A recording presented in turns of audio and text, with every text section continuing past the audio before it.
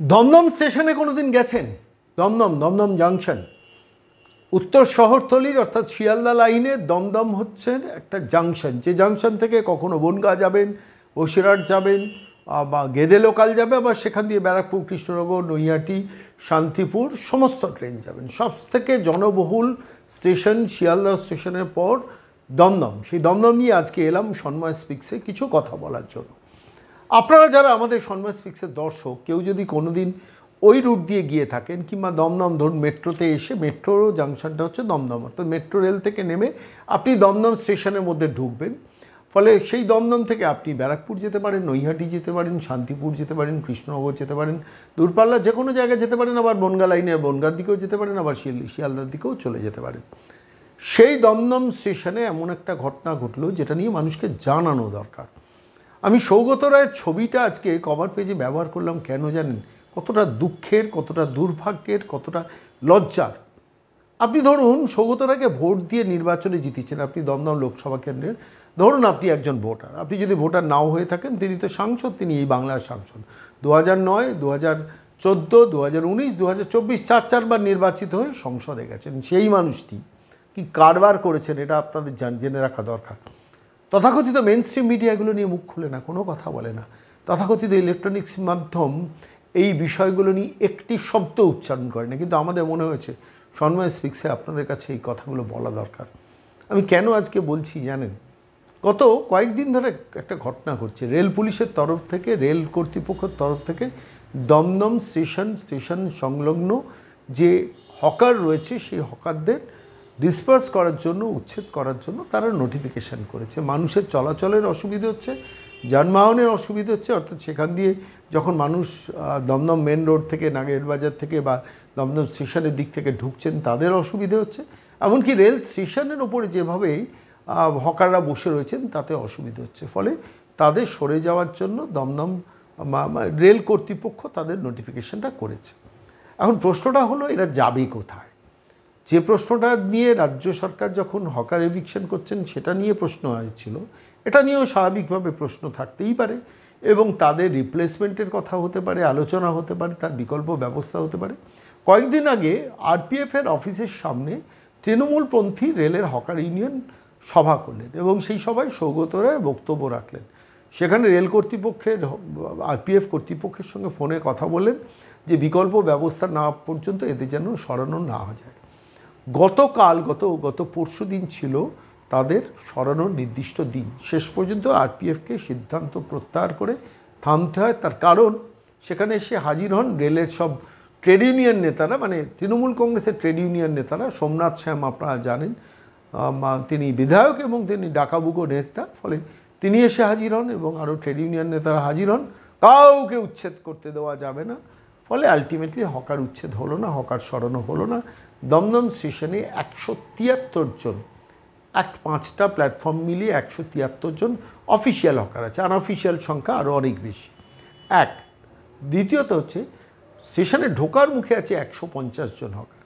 অর্থাৎ সব মিলিয়ে আমি হিসেব করে দেখছিলাম প্রায় 223 জন মতো হকার। তাদের রেল স্টেশনে বসানো, তাদের কাছ থেকে তোলাবাজি করা, তাদের কাছ থেকে টাকা তোলা রাজনৈতিক দলগুলো দীর্ঘদিন ধরে করে। এবং এই রেলওয়ে হকার উচ্ছেদ যে মুহূর্তে খবর পেয়েছেন, বামপন্থী নেতা দুলাল বন্দ্যোপাধ্যায়, গার্গী চট্টোপাধ্যায়, তারাও চলে গেছেন, আমরা হকারদের পাশে আছি, আপনাদেরকে উচ্ছেদ করতে পারবেন না, এবং তৃণমূল কংগ্রেসও চলে গেল। সবাই তাদের দায়িত্ব পালন করলো। সাংসদ সৌগত রায় তিনি আরপিএফ অফিসের সামনে গিয়ে মিটিং করলেন, এবং মিটিং শুধু করলেন না, তিনিও রেলের আরপিএফ কর্তৃপক্ষের সঙ্গে ফোনে কথা বললেন, এদের যেন সরানো না। প্রশ্নটা হলো যে এই 223 জনের স্বার্থ রক্ষার জন্য কত কোটি মানুষের স্বার্থ বিঘ্নিত হলো, এটা আমরা কেউ কোনো দিন ভেবে দেখেছি? আপনি সিঙ্গুর থেকে টাটাকে মেরে তাড়াবেন, 85% হয়ে যাওয়া কারখানাকে আপনি পশ্চিমবঙ্গ থেকে মেরে তাড়ালেন। সেখানে আজকে সিঙ্গুরে যদি আজকে টাটা হতো, একটা জামশেদপুর হতে পারত। আজকে ন্যানো কারখানা যে সানন্দে গুজরাটে আছে, 1,55,000 শ্রমিক ওই সানন্দ মানে যে শহর, মানে ইন্ডাস্ট্রিয়াল টাউন, সেখানে বিভিন্ন কারখানায় কাজ করছে। এবং তার গোড়াপত্তন নরেন্দ্র মোদী যখন গুজরাটের মুখ্যমন্ত্রী ছিলেন, সানন্দে টাটাকে নিয়ে গিয়ে ন্যানো কারখানা তৈরি, সেখানে ইলেকট্রিকের গাড়ি, পরবর্তীকালে ফোর্ড, পরবর্তীকালে নানান ধরনের অটোমোবাইলের কারখানা সমস্ত এসছে, সমস্ত শ্রমিকরা সেখানে কাজ করছে, বাংলা থেকে শ্রমিকরা যাচ্ছে কাজ করতে। আজকে এই যে ধরুন 300, আমি সংখ্যাটা 223 বলছি, 323 জন মতো যে হকার, অফিসিয়াল, আনঅফিসিয়াল সংখ্যাটা 500 হয়ে যেতে পারে, 323 জন মতো হকার যারা দমদমে বসে ব্যবসা করছেন, স্টেশনের উপর ব্যবসা করছেন, এই 323 জনকে কোনো একটা ইন্ডাস্ট্রিতে চাকরি দেওয়া যেত না? মমতা বন্দ্যোপাধ্যায় একটা সিদ্ধান্ত নিতে পারতেন যে দমদমের মাটিতে অনেক বন্ধ কারখানার জমি আছে, বহু কারখানা জমি আছে, সেখানে ইন্ডাস্ট্রি সেট আপ হবে, আগে এই 323টা পরিবারকে সেখানে রিহ্যাবিলিটেট করব। একটিও দোকান দমদম স্টেশন এবং চত্বরে থাকবে না। একটা সরকার, একটা প্রশাসকের সেটাই তো প্রথম কাজ হওয়া উচিত।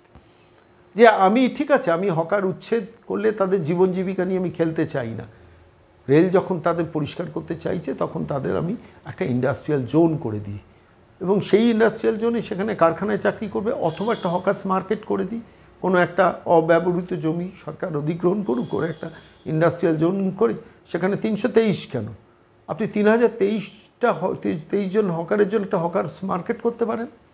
বাম আমলে একটা সময় হতো, আপনারা করছেন না কেন, কিসের জন্য করছেন না? সেখানে আমি ইনভেস্টমেন্ট করবো না, অথচ সৌগত রায় গিয়ে বলবেন এখান থেকে হকার উচ্ছেদ চলবে না, দুলাল বন্দ্যোপাধ্যায়, গার্গী চট্টোপাধ্যায়, সোমনাথ চামড়া গিয়ে বলবেন এখানে হকার উচ্ছেদ চলবে না। অথচ সেই সময় দাঁড়িয়ে এদের দ্বিচারিতার একটা রাজনীতি আপনাদের দেখাবো।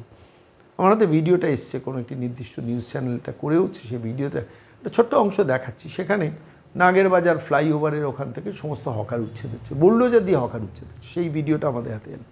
আচ্ছা, এই যে দৃশ্য এই মুহূর্তে আপনারা দেখছেন সন্ময় স্পিক্স, আচ্ছা বলুন তো, এখানে হকার উচ্ছেদ, এদের পেট নেই, এদের জীবন নেই, এদের জীবিকা নেই, সেটা যেহেতু রাজ্য সরকারের জমির ওপর হচ্ছে সেই জন্য এদের মেরে তাড়াও।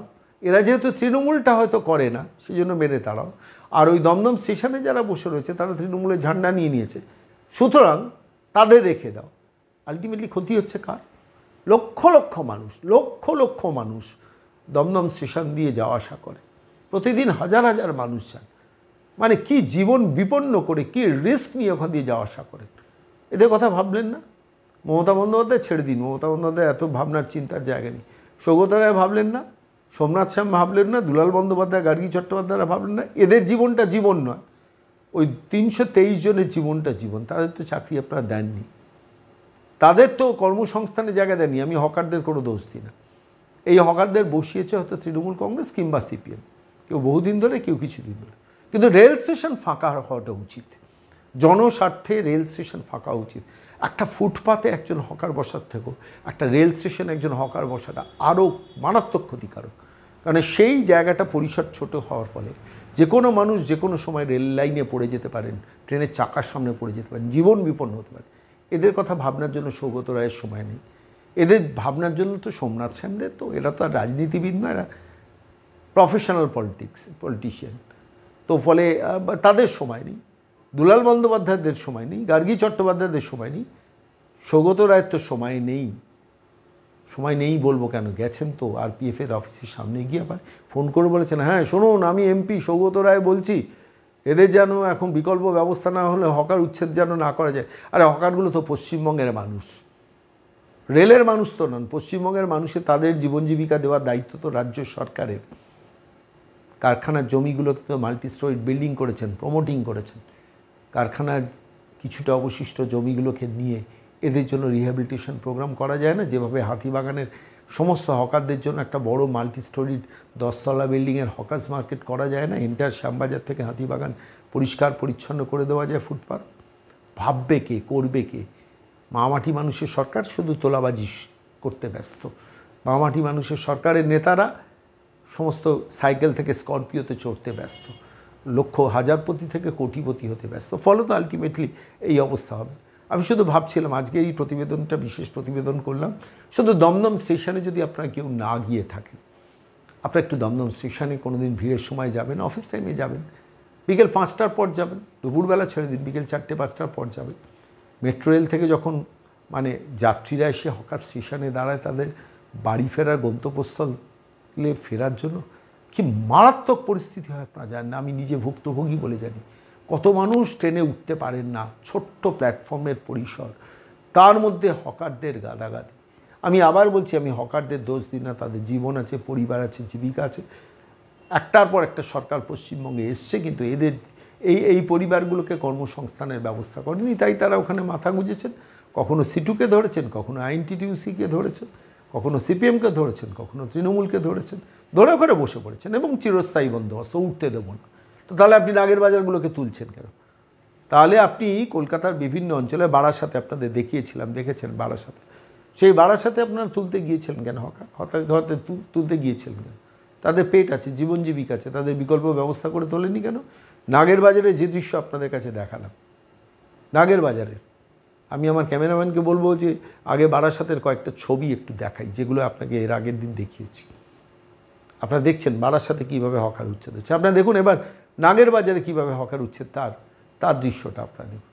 এগুলো সম্ভব, কিন্তু যেহেতু রেলের জমি, রেল যেহেতু কেন্দ্রীয় সরকারের অধীন, সেই জন্য সেখানে হকার উচ্ছেদ চলবে না। এবং তুলতে গেলে আমি সৌগত রায়, আমি এসে হাজির হব। হ্যালো, আমি সৌগত রায় বলছি, সাংসদ, এদের বিকল্প ব্যবস্থা না করে তোলা যাবে না। তাহলে নাগের বাজারটা করলেন কেন? এন্টায়ার কলকাতা জুড়ে, কলকাতার আশেপাশে বিভিন্ন জায়গায় এখনও বুলডোজার চলছে কেন? ওয়াই? উত্তর দেবেন সৌগত রায়, যদি ক্ষমতা থাকেন মানুষের কাছে স্পষ্ট কথাটা উত্তরটা দেবেন।